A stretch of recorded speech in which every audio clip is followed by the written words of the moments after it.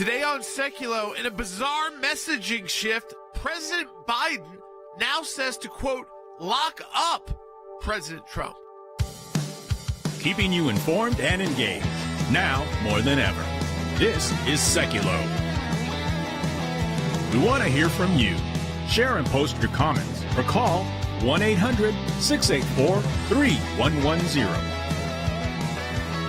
And now your host, Jordan Sekulow. Can you believe we're finally here?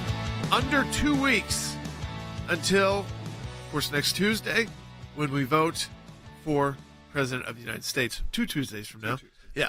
It's felt like we've been talking campaigns. I think we have been talking campaigns since the moment President Trump left office. And the reason why is because the moment President Trump left office, he was facing even more lawsuits and legal challenges from the DOJ, the FBI, raiding Mar-a-Lago. He was in the news the entire time. And people would say, oh, well, that's what Donald Trump wanted to do. But the left media and, of course, the leftists in D.C. making decisions to go and try to prosecute a former president and raid his home, dramatically, in Palm Beach kind of setting, and say they're going to take your businesses. They're going to take down, they're going to come and take Trump Tower away. All of those kind of issues that started as we've had to live with for 4 years. And I think what people are also excited about is that in less than 2 weeks, we will know kind of the style of president that America is seeking. And I think if they are seeking a fighter once again, it's pretty clear who is going to be the champion. And if I look back to history, and Logan and Will, when I look back in history, you'll see these Winston Churchill types who were very strong leaders. Sometimes right after they carried out kind of their mission, they kicked them right back out. Yeah. But when they got tough times ahead, what'd they do? They brought them right back in. Yeah. And I think that we're kind of potentially seeing that in our country as our democratic republic expands to the point where you could see someone may have been bested by such a small number that if they still had such great support, they should definitely run again in 4 years if they want. Yeah, I mean, obviously we have a different world, but if you look at Israel, I mean, Benjamin Netanyahu is sort of the prime example of someone who has, risen, fall over and over again. Obviously, they have a different style of government there, but it also feels that way because Donald Trump announced his 2024 run back in November of 2022. So we've had almost 2 full years of an election cycle.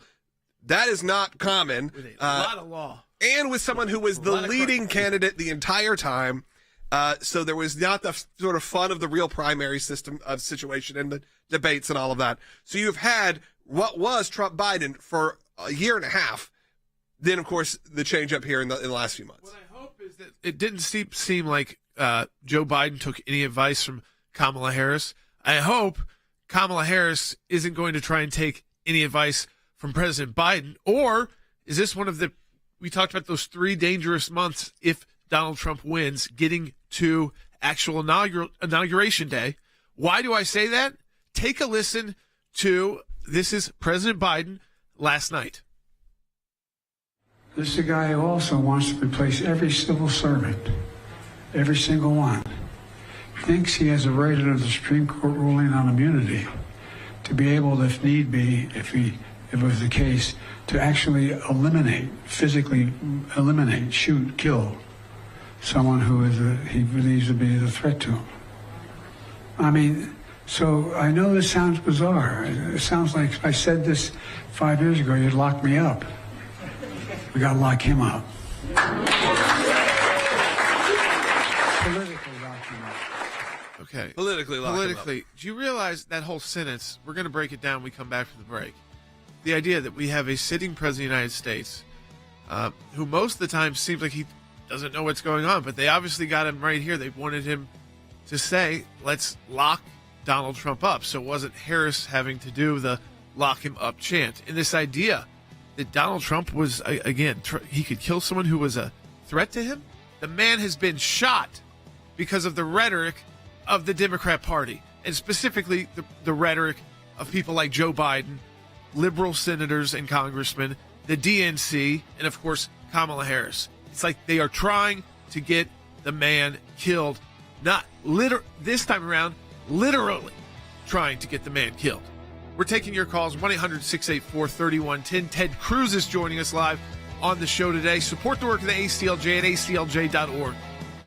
With under 2 weeks to go, former President Obama hitting the campaign trail. I voted yesterday. I did. President Barack Obama. Later introduced by Eminem in Michigan. In New Hampshire, the current president campaigning for his vice president, warning of the dangers of a second Trump term and saying this. We got to lock him up. Politically lock him up. Lock him out. That's what we have to do. The Trump campaign calling on Vice President Harris to condemn the comment. The slide you have up tells it all, which is that all of the messaging from the Harris campaign is not working. It doesn't matter, these false claims about threat to democracy. I've been all along saying I've lived it. I was a governor under President Trump. I was a governor under the Harris-Biden administration. And in one of those, under President Trump, we had prosperity. The economy was rolling. The federal government got out of the way. They supported states and locals to make local decisions. And then you got Harris-Biden, and it was like this whole idea that they're going to come up with an idea of one-size-fits-all rules and regulation. That's why states like North Dakota are literally suing the federal government on 30 different fronts. Some Harris campaign officials, look at this, are worried there could be a crack in the blue wall this year. The Harris team is bracing for either Michigan or Wisconsin to be flipped by Trump. If that happens, that would make her road to the White House more difficult. Less than 2 weeks before they head to the polls, the blue wall, they say, is crumbling. And Harris is now heading to deep red Texas on Friday instead of a battleground state. That'll tell you a lot. The fact that Harris is going to Texas and not a battleground. One Democrat source told the New York Post, quote, they are not thinking blue wall at all. They are just not thinking.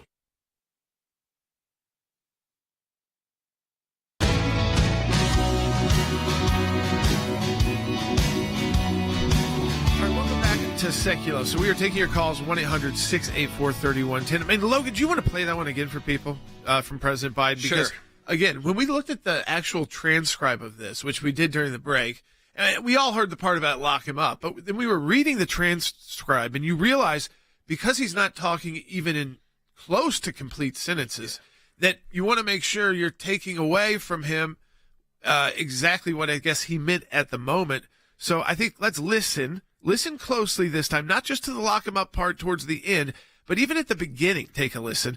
This is Joe Biden yesterday.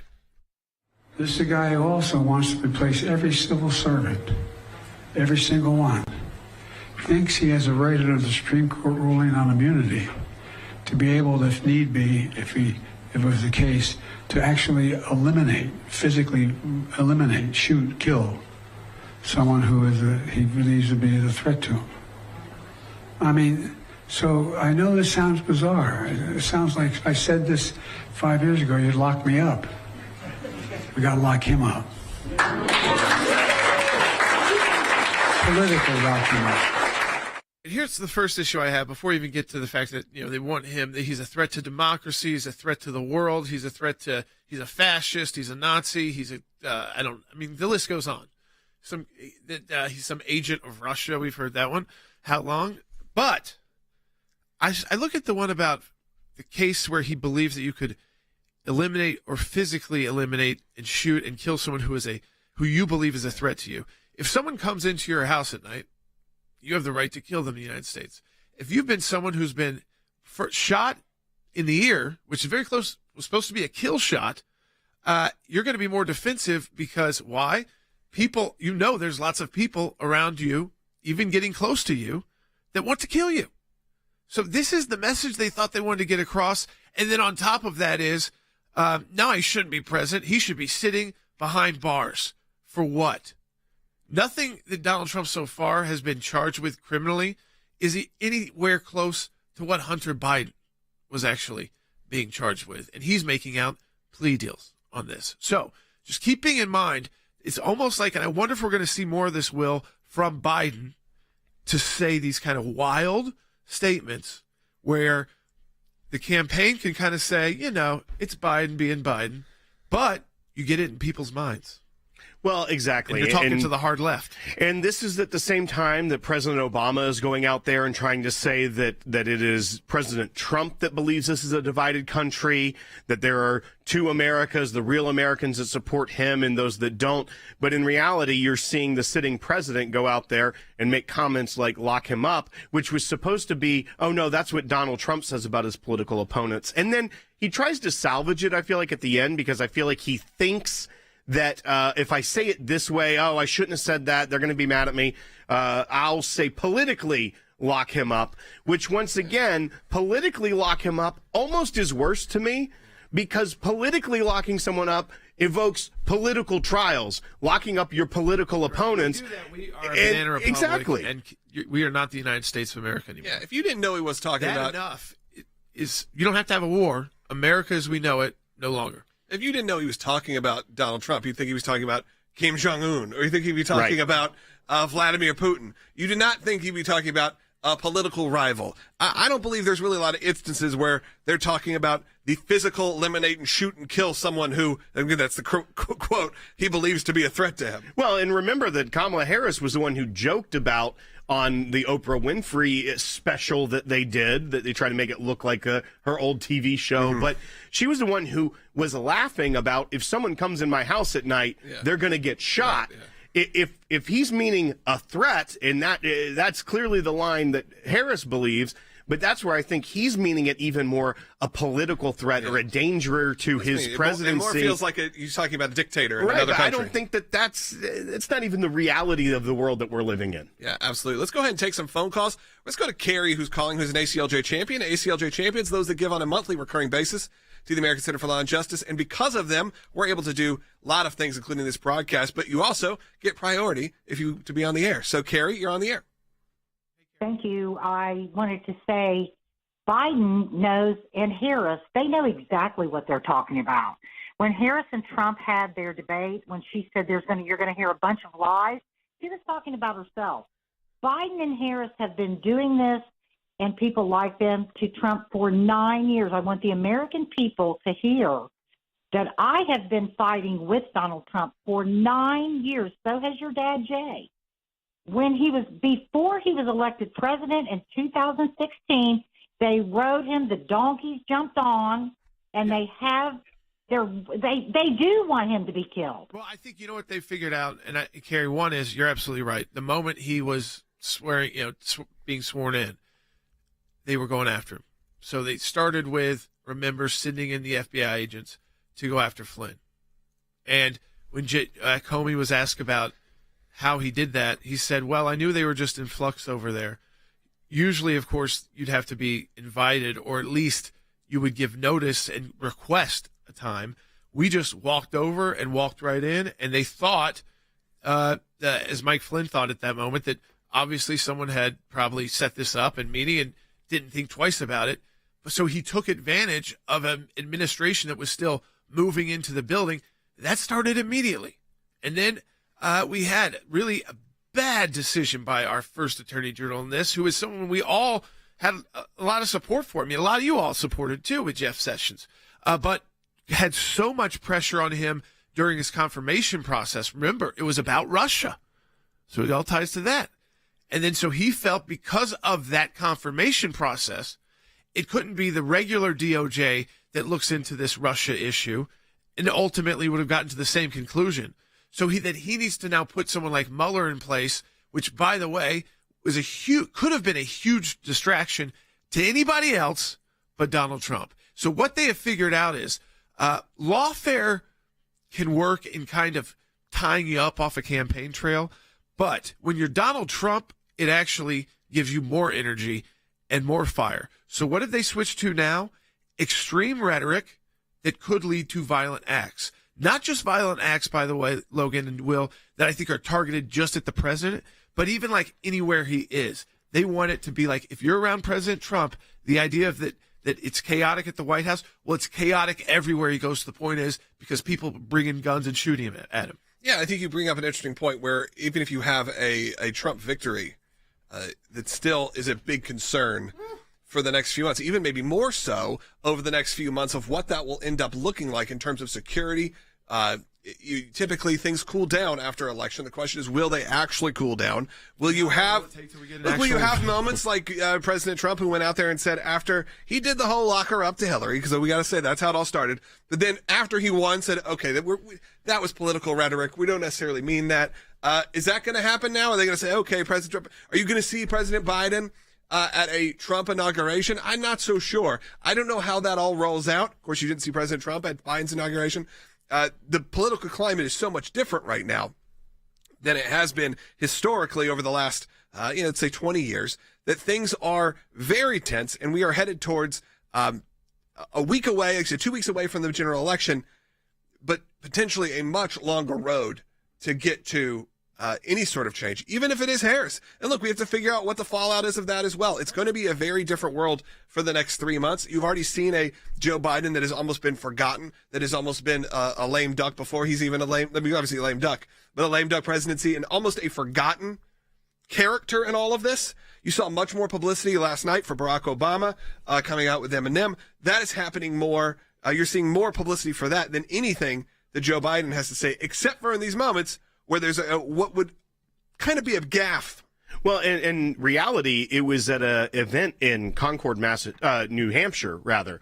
Not a place that has been kind of on the target list of states that could be a swing state in this election. Sometimes New Hampshire is, and in previous elections, it typically is one of those like red herring states where they make you think that maybe it could go one way, but it's been pretty reliably Democrat for president in our lifetime. The difference here is that they are sending him to states that don't even really seem competitive as far as the polls look to do these events. It's not an event that should have gotten any coverage really whatsoever, except for the fact that the sitting president of the United States is talking about the rival party's nominee who is up against his vice president currently, was his former opponent, in saying we should lock him up, and then tries to couch it with the politically lock him up language. It doesn't pass the smell test, but the reason that it's news is because Joe Biden said it at a place that was supposed to not get covered at all. And his Department of Justice is prosecuting Donald Trump. So we are looking into the potential ramifications of President Biden's statement. Now, I tried to save it at the end. Is that enough? But it does show you that this is the mode they're in. Even if he was to win, they're going to still try and lock him up, and also tie him up and scare people away from joining his administration so that he gets stuck with a cabinet that isn't totally up for the job, which we saw in round one of the Trump cabinet. Support the work of the ACLJ at aclj.org. And you don't want to miss it, folks, because Ted Cruz is joining us. And Texas, especially for Senator Cruz, this needs to be on your radar if you've got money to support as well. We'll be right back with Ted Cruz. We are down to the final sprint toward Election Day, just 2 weeks away. And as the two candidates pack their schedules to convince voters they are the right choice for president, the race is still neck and neck. People are saying this feels a lot like 2016. It does feel a lot like 2016. I was there on the ground in 2016. It was one of my first jobs ever. And I remember that moment, realizing that we had won the election, realizing everything that I had felt for the few weeks that led up to that point were actually true. To those of you here or those watching at home who are independent-minded people like myself, who love our country and are committed to the Constitution and to freedom, the Democrat Party has no home for people like us. But we do have a home in the Republican Party where we are welcomed with open arms by President Trump and so many of you who love our country.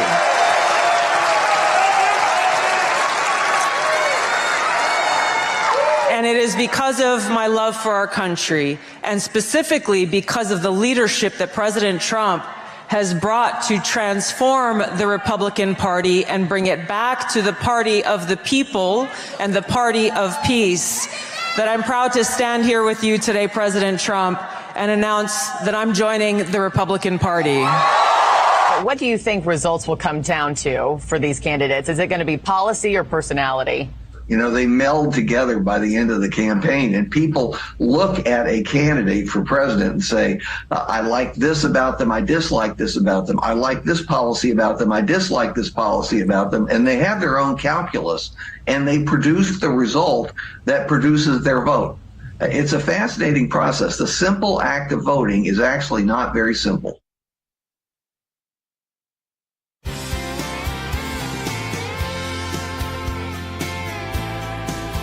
All right, welcome back to Sekulow, a great friend of ours, someone who is so important to the conservative movement, U.S. Senator Ted Cruz, joining us now. And Senator Cruz, first off, 2 weeks out, less than 2 weeks out before your election. So I want to thank you for taking the time to speak to our listeners all over the country and let them know that they need to be paying attention, because they love you, Ted, on our listeners, but they need to be paying attention to your race and supporting your campaign. Well, thank you. You're right. We have a very, very serious fight right now in Texas. I'm in the middle of a 53-stop bus tour all over the state of Texas. Was just down in the Rio Grande Valley, was in McAllen last night, was in Harlingen this morning, driving to Rio Grande City, and then to Laredo today. We've been in East Texas, West Texas, every part of the state. And we are fighting vote for vote, one vote at a time.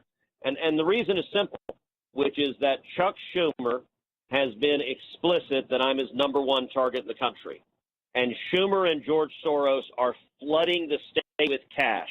They are spending over $100 million trying to beat me. You turn on every TV, and every other ad is an attack ad slamming me. They are flooding the state with cash, and we have had multiple polls. We've had over a dozen polls in the last month that show this as a 1-point race or a 2-point race or a 3-point race, which is why they're investing so much money, and we're getting just massively outspent. I will say it to you, Senator. I was outside Dallas at an event at Prestonwood Baptist Church on these very kind of issues. I know Jack Graham is a good friend of yours and a supporter. And, I was speaking out, and we were talking about this very issue about how the left is targeting races all around the country. And I said, your senator here in Texas is the scalp they want, even if they lose the general election, by taking out Ted Cruz, because I mean, seriously, Ted, we've talked about it before behind the scenes. Senator Cruz is our voice for the most part. For most of our listeners here on this broadcast, has been our voice and still is our voice in what can sometimes be a Senate, Ted, that people come in strong and come in sounding like they're pretty conservative or very conservative. And quickly, I guess there's just something in the magic of the Senate or the water there that turns them into everybody wants to be a moderate and compromise. No, it's infuriating that so many people get elected to the Senate and they promise great things, and then they get there and they just get sucked in by leadership. They get sucked in by the swamp, and within a year or two, they're unrecognizable. And it is unfortunate, but there are only a handful of people in the Senate who have backbone, who have guts, who will stand and fight, who will fight for conservative principles. And that's a big part of the reason why, if you look nationally, if you are a hardcore partisan Democrat, after Donald Trump, there is nobody on planet Earth you want to beat more than me. And so every left-wing Democrat in New York and Chicago and San Francisco, they go online and they give millions of dollars to my Democrat opponent. My opponent has been statewide on TV for over 4 months. I just went up on TV about 3 weeks ago. So we're getting massively outspent. So I want to ask your listeners, I need your help. Please come to tedcruz.org, tedcruz.org, and make a contribution right now, whatever you can, $10, $25, $50, $100. Maybe some of you could do $500 or $1,000 or even more. What I can tell you is every bit counts. And right now, Chuck Schumer and George Soros, Schumer just announced yesterday he was dropping several million more into the state of Texas, and we're just getting flooded. And we're at the stage now, it is literally the hand-to-mouth phase. So if you go to tedcruz.org right now, you make a contribution right now, by tomorrow, the money you give will be up on TV communicating with voters. And I got to tell you, Jordan, this race is going to come down to a simple binary question. If we raise enough money to communicate to the voters where they can hear my record and my opponent's record, we'll win. Yeah. But if we don't, we will lose, because $100 million, my opponent is a hard left radical Democrat. His voting record was 100% with Nancy Pelosi. He's voted for open borders over and over again. He's voted against Israel over and over again. He said he wishes the Second Amendment had never been written, and yet he's desperately trying to hide from that record, just like Kamala Harris. And with $100 million, we were just looking at polling numbers.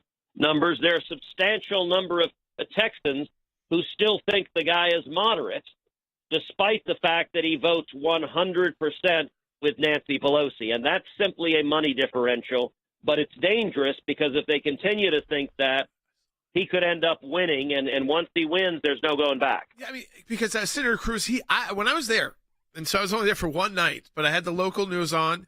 They'd interviewed you, and then they showed an interview with him. And they asked him about, Trump and this issue of, how are you talking to Trump voters, and why would they vote for Trump, but also you? And he had this answer, which, of course, he knows is not right, because he said, people should be just voting for what's best for Texas, and that's it. Well, it's great.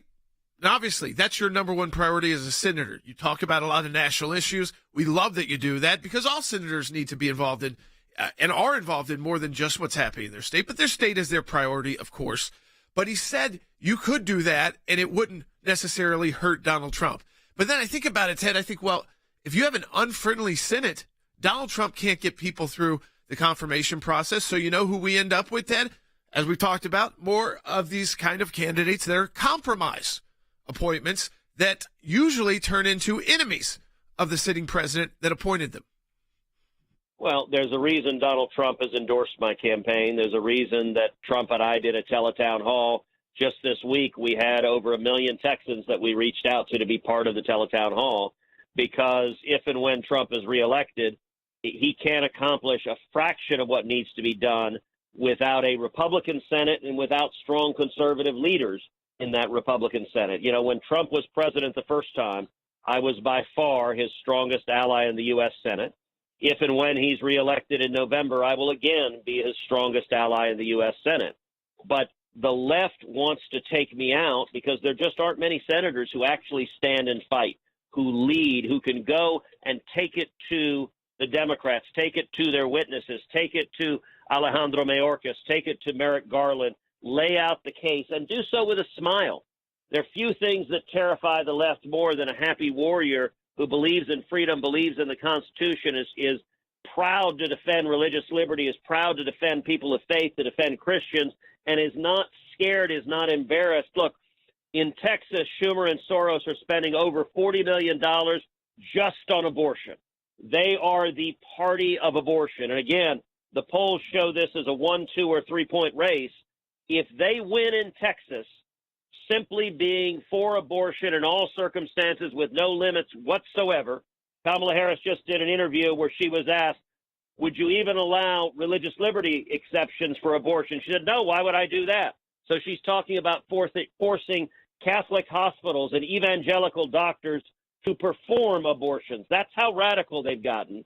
And if that message were to win in Texas, the consequences nationally for people of faith, for the pro-life movement, for religious liberty, for believers would be devastating. For the pro-Israel movement, I have been for 12 years the strongest defender of Israel in the Senate. My opponent consistently opposes Israel, has voted against military aid to Israel, has supported giving $100 billion to Iran. If we were to lose, the consequences are significant. So let me just reiterate. Please go to tedcruz.org, tedcruz.org right now and contribute. We need your help right now. Ted, we wanted the whole country to know that, all of our listeners. We're going to be right back on Sekulow.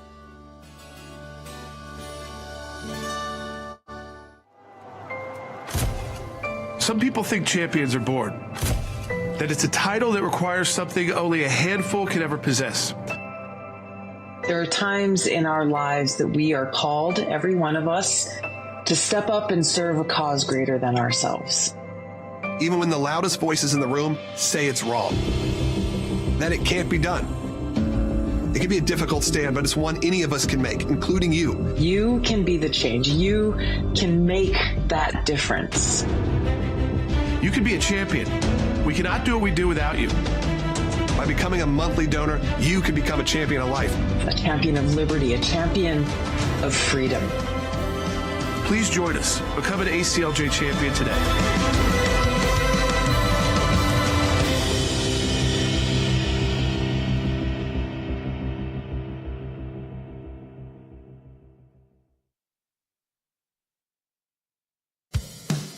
Keeping you informed and engaged.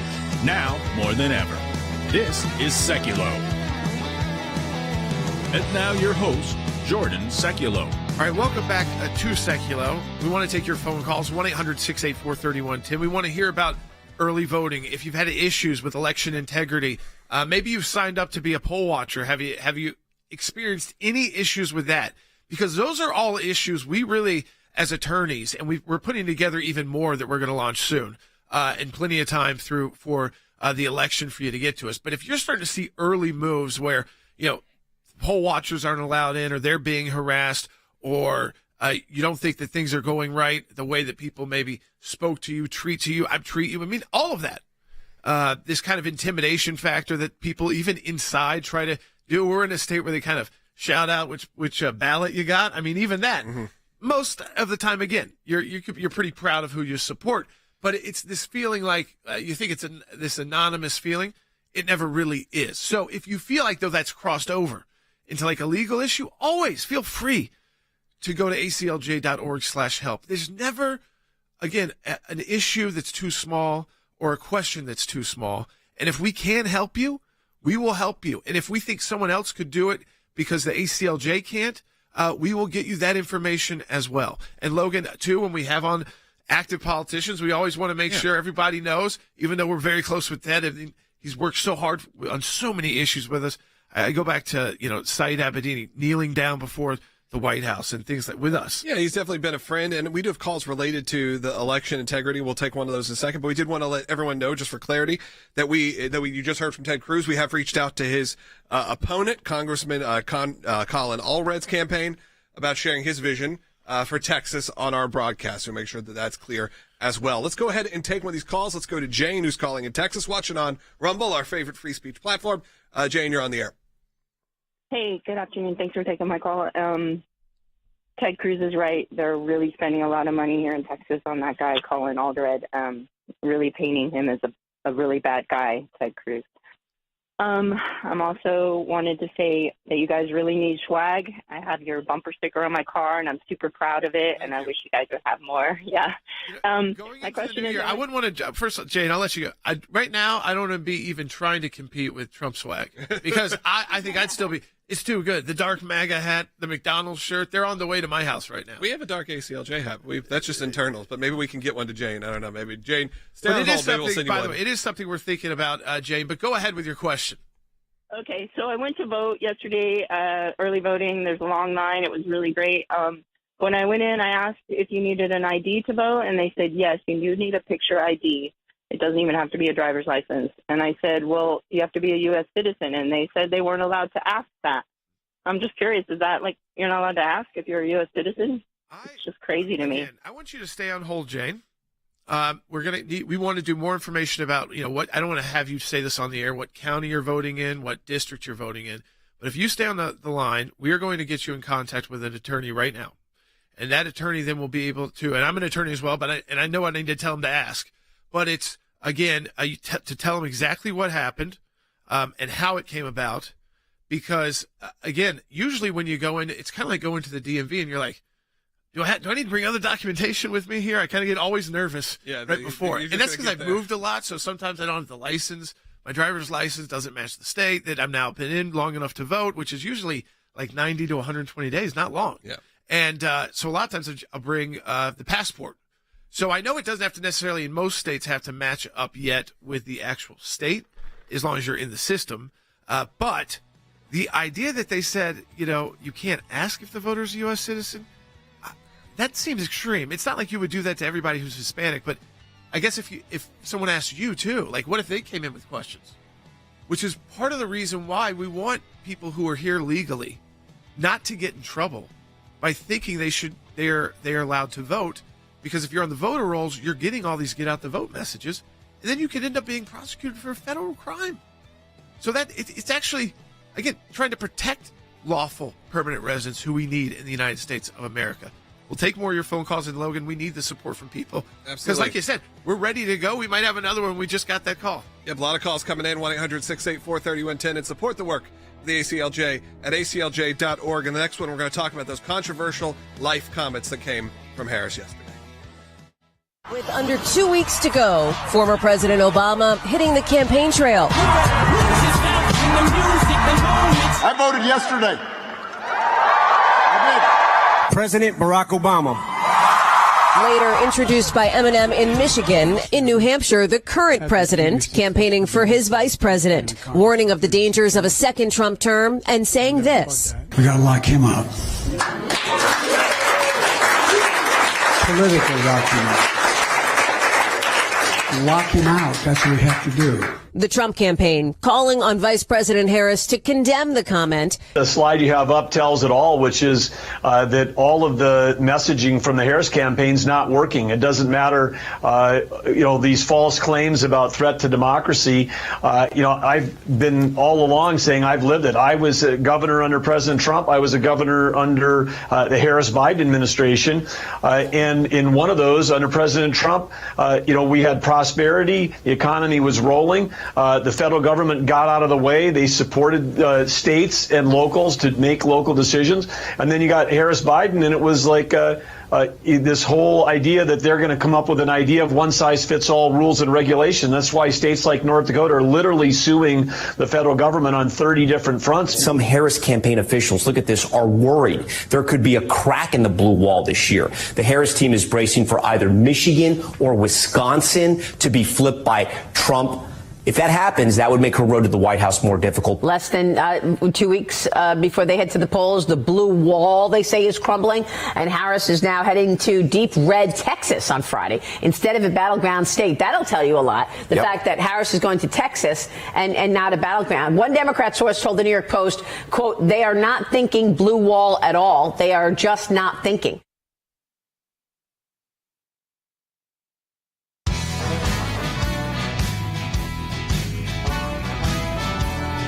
All right, welcome back to Sekulow. Now, again, we had a great friend of ours, Senator Ted Cruz, on.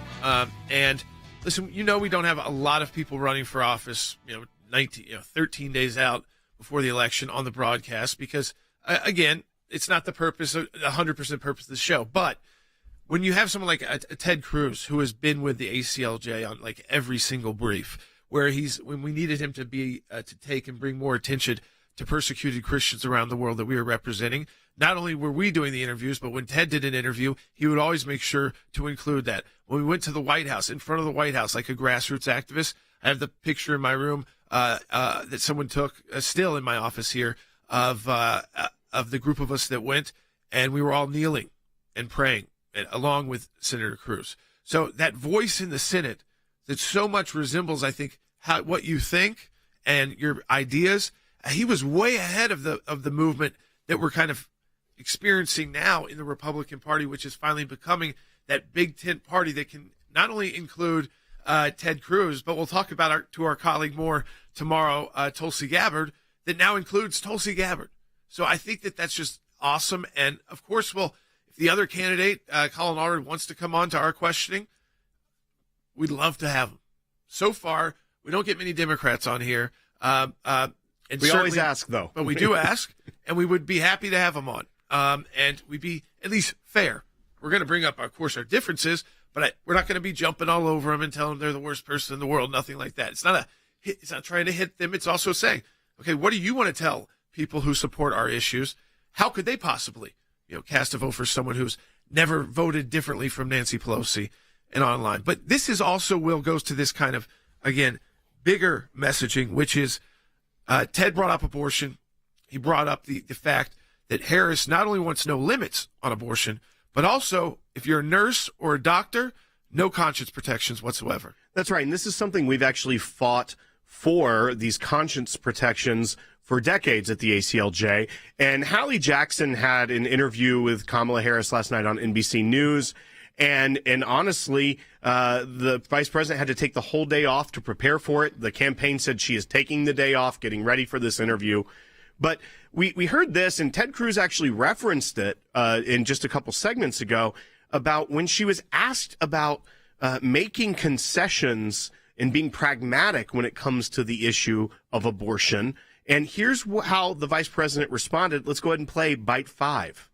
So is a question of pragmatism then, what concessions would be on the table? Religious exemptions, for example, is that something that you would consider? I don't think we should be making concessions when we're talking about a fundamental freedom to make decisions about your own body. To Republicans like, for example, Susan Collins, Lisa Murkowski, who would back something like this on a Democratic agenda if, in fact, Republicans control Congress, would you offer them an olive branch, or is that off the table? Is that not an option for you? I'm not going to engage in hypotheticals, because we can go on with a variety of scenarios. Let's just start with a fundamental fact. A basic freedom has been taken from the women of America.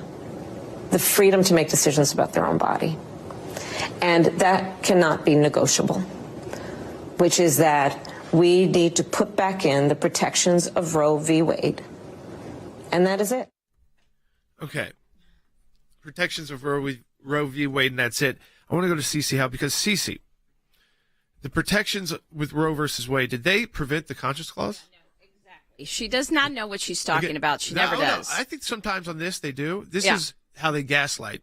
Remember when they told us during the convention, their convention theme was freedom, and you listen closely, and it's freedom if you do everything that we like. You can be free to go down the street wearing everything you want, unless it's a MAGA hat. But the idea again that adding on that, not only are we not going to have any limits on abortion, and somehow, which by the way, also Roe did not say. Exactly. So two major lies there in the interview.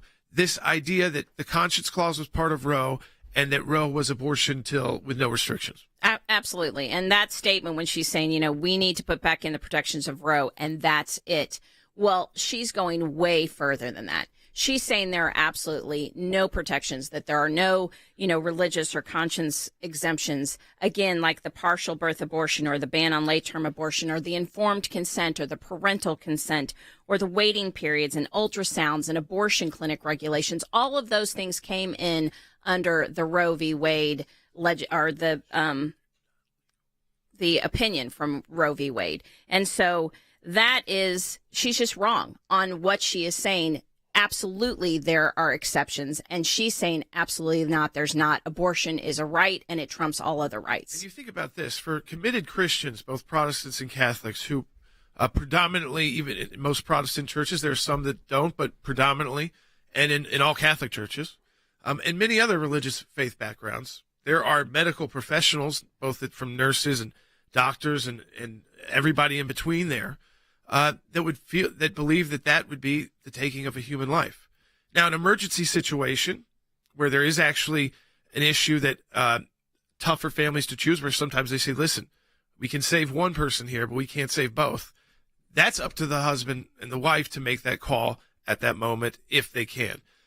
That's really why the procedure itself was even created, was that at least it would be two people deciding because of a serious, but that's a very small percent of, I don't even know if I'd consider that abortion. They try to throw it in there as a scare tactic. Yes. That's never been an issue. But the second part of this is just the amount of money pouring in. When you listen to someone like Ted Cruz, every other ad that was negative on him was abortion. The other ads were about Donald Trump. So it's either Donald Trump or abortion, back and forth, back and forth. And they tried to spin it as somehow Ted is not tough on the border. And there's some liberal Democrat who votes with Nancy Pelosi all the time is going to what? You're not going to build the wall. Right. And Jordan, back to the Kamala Harris clip, that she keeps talking about the bottom line of fundamental freedom has been taken away from Americans. As every Democrat does, they completely ignore the fundamental freedom of life that they are taking away from the child. But just the fact that she's so casually taking her party publicly 13 days from the election so much further to the left on abortion as their leading candidate. There's no room for pragmatism, which I know many on the right would say there's no room for pragmatism for many people that are supporters of the pro-life position as well. But when she says even forcing people to perform abortions in a hospital setting or a doctor. Basically, what she's saying is if you go to your doctor who has a conviction against performing abortion and you want to force them to do that procedure, they should have to. And in even the late-term abortion issue that they try to say, this is a red herring, this doesn't exist. The Atlantic magazine, not by any means a conservative publication, a couple weeks ago, and Cece and I talked about this, actually just 1 week ago, had an article, yes, third trimester abortions are happening here in America. And it goes into, in Colorado, the numbers that they are seeing, and it's in the hundreds a year, which is, frankly, as a pro-life supporter, was more than I expected from a single state like Colorado. But also the doctors they interviewed in Maryland and D.C. and Colorado said, yeah, most of them, probably about half of them, are completely viable, healthy pregnancies. So even the lie that no one would ever have a late-term abortion unless it was for a medically necessary means, even the doctors performing these are debunking this, Cece. And Right. this is the reality that we're trying to debunk from the left, the misinformation. Right. The idea, CC, that we would have no conscience protections in the United States of America Right. for doctors and other medical professionals goes against kind of everything that our country stands for, even when it comes down to war. There are conscientious objectors, which the Supreme Court and our legal system acknowledges that if you're someone of deep faith that believes that conflict's wrong, you can still be an American. And if there is a draft or something like that, there are other ways you can serve, is what they'll do, and say, but it doesn't have to be in a combat or military role. Right. And that, again, that protection, that conscience protection was still there. She's trying to wipe it out, saying that Roe v. Wade does not protect that. She's trying to wipe it out. And, you know, they gloss over this third trimester abortions aren't happening, too, because they know a majority of Americans don't agree with that. They don't want late-term abortions. They do recognize that that is taking the life of a baby, and they don't agree with that. And so they always have to twist and spin everything to get their point across. That's right. And at the ACLJ, we will continue to fight for the conscience objections of individuals. If you are a medical care provider and this outrages you, become a member of the ACLJ. Go to aclj.org, support us, because this is the fight we have ahead if in just 13 days Kamala Harris is to become the president of the United States elect. And we will not stop fighting. And so go to aclj.org today and support us. That's right. We need your support. We are already talking to people who've called in on election integrity issues. They've already had issues. If you don't feel like calling in and you're not that kind of person, but you want to still get our help, you go to aclj.org/help. We'll be launching something even bigger for you very soon, but we want to get ahead of every issue, and we want you to understand that we're a resource for you. And the reason why we can be that resource for people in all 50 states when it comes to election integrity and getting you potentially the help that you need if there's an issue that arises that way is because of your support of the ACLJ. We are prepared, but we always have to have the resources to use that preparation to fight for you. Donate today at aclj.org, whatever you can. We are down to the final sprint toward Election Day, just 2 weeks away. And as the two candidates pack their schedules to convince voters they are the right choice for president, the race is still neck and neck. People are saying this feels a lot like 2016. It does feel a lot like 2016. I was there on the ground in 2016. It was one of my first jobs ever. And I remember that moment, realizing that we had won the election, realizing everything that I had felt for the few weeks that led up to that point were actually true. To those of you here or those watching at home who are independent-minded people like myself, who love our country and are committed to the Constitution and to freedom, the Democrat Party has no home for people like us. But we do have a home in the Republican Party where we are welcomed with open arms by President Trump and so many of you who love our country.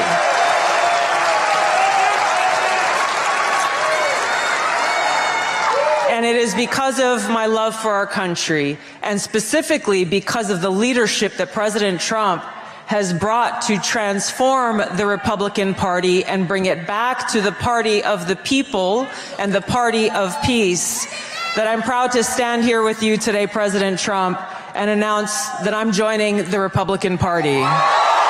What do you think results will come down to for these candidates? Is it going to be policy or personality? You know, they meld together by the end of the campaign, and people look at a candidate for president and say, I like this about them, I dislike this about them, I like this policy about them, I dislike this policy about them, and they have their own calculus, and they produce the result that produces their vote. It's a fascinating process. The simple act of voting is actually not very simple.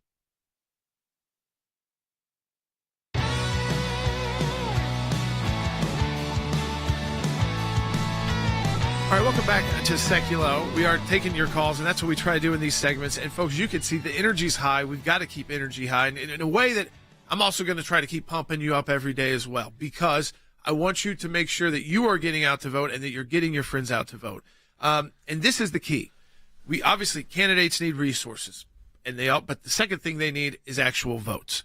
And so whether or not you are someone outside of Texas that wants to help Ted Cruz, well, there's a couple ways you can do that. One is, of course, you could donate. Two, if you're in a state where maybe in a red state that's deep red or in a blue state that's deep blue, but you want to go and still get on the trail, well, Texas is big, and you can plug into many different offices and organizations there to help. We need grassroots volunteers as well. That comes into it as very important in this part of the campaign.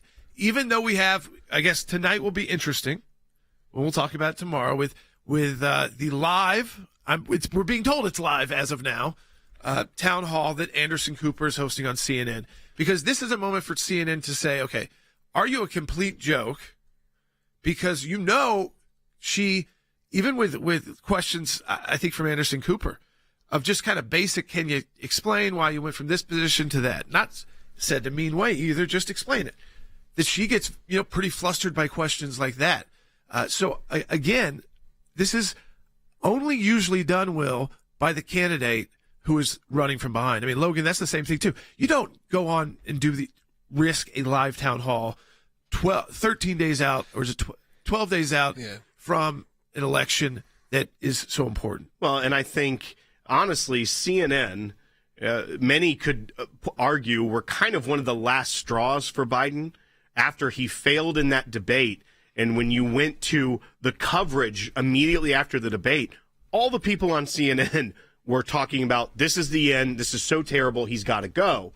Now, I don't know that they would go that far, but if she performs very badly in this setting, I could see their support or their praise for her. And I think a lot of it is self-preservation over at CNN. They don't want to look like the ones that they still try to say maybe they're not biased, that they are hard-nosed journalism and a news network.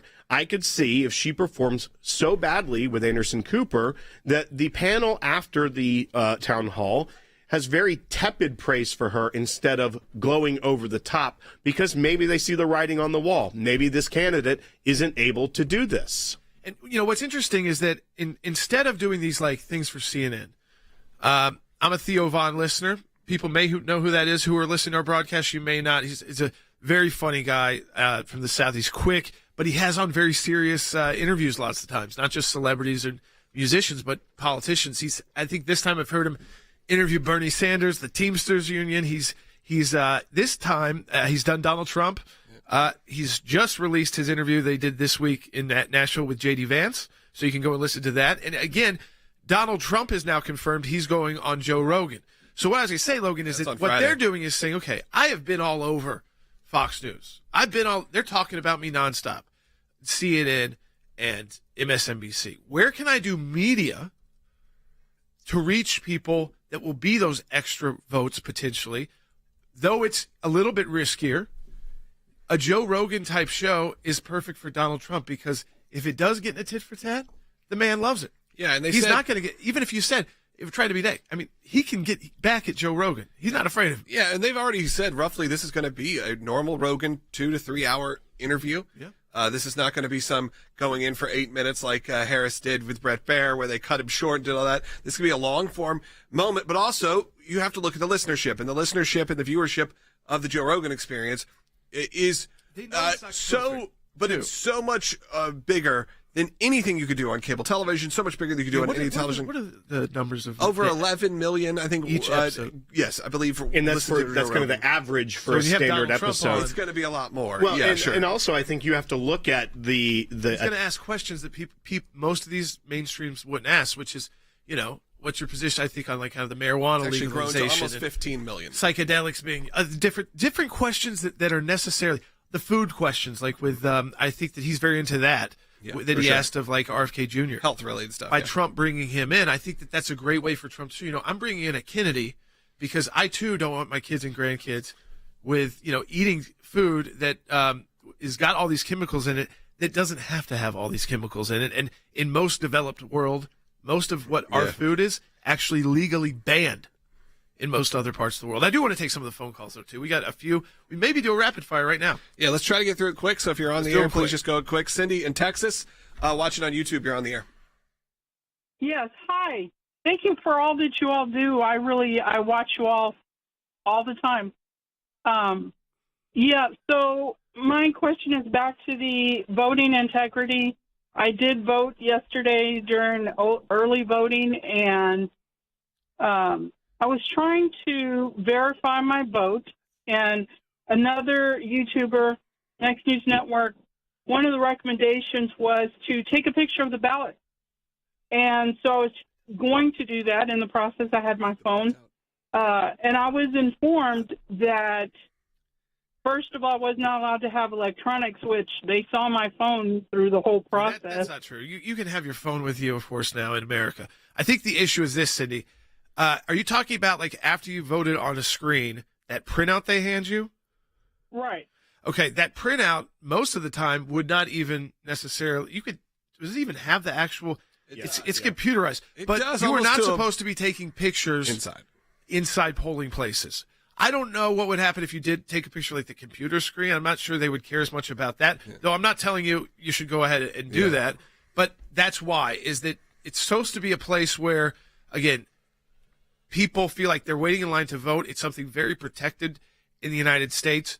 If you know who you voted for and you checked it twice, again, I get the idea behind it, but there is also that ban. And maybe it's something that needs to be discussed because technology is different in the future. But as of right now, I don't think any states, I'm not going to say none, all, but I don't think many states would allow you to take any photos once you're outside of that box. All right, let's go quickly to Jefferson on line 4. You're on the air. Hey, Jefferson. Good morning. I'm calling from Gooding, Idaho. How are you? We're good. We are running out of time, though, so go ahead. All right, I'll make it short and quick. I'll get right to the point. Give Donald Trump a chance. Give him what he needs. Get her out of office, because if she gets into office, the United States is going to go the wrong direction. Well, I think we're already on the wrong direction. But, what the good thing is, we can right this ship. In 4 years, you're not going to be, a country like ours can't be totally thrown off course.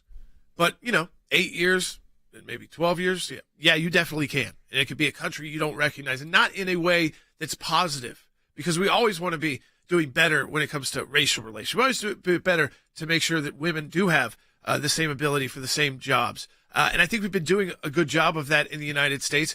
It's never perfect. It's never perfect. It's also never going to be, because we're in a country that allows people to say things that you may not like and that you may disagree with strongly.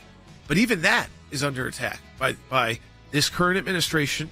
And, a vote for Harris is a vote for a continuation of what we've seen the federal government do to Donald Trump while he's outside of office. So if they'll do it to him, I always say this, they've already done it to us during the Tea Party days. They'll do it to you again. So we have a real vested interest here in getting the right folks elected top down. And we make sure at the ACLJ, whoever you are and whoever you're voting for, that we want to protect your right to vote. So if you need help, go to aclj.org/help. Like questions like that, we can get you answers, or get you to an attorney if it's someone that needs to be outside the ACLJ. And other issues, we had that caller stay on and got her information. Support us. We do need your donations today so we can help everyone at aclj.org. Donate today.